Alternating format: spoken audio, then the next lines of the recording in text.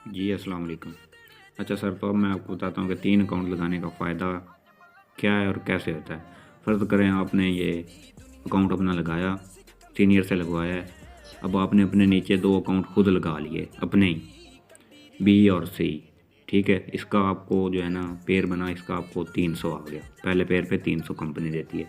आपने 1500 में 2 पिनें मँगवाई और अपना 2 अकाउंट लगाए, इसका आपको 300 आ गया, बाकी आपके रह गए 1200 इस 1500 में से। अब आपने क्या करना है, आपके 3 अकाउंट हो चुके हैं। आपने नीचे 2 अकाउंट में अगर आप 4 बंदे लाते हैं अपने लेफ़्ट और राइट में, तो क्या होता है कि आपने बी में आपने लगा दिया लेफ़्ट और राइट, इसका आपको बी में अकाउंट में 300 चला गया। सी में आपने लेफ़्ट राइट लगाया तो आपको इस सी अकाउंट में 300 पहले पेयर पे चला गया। अब इसका ये राइट और ये लेफ़्ट, ये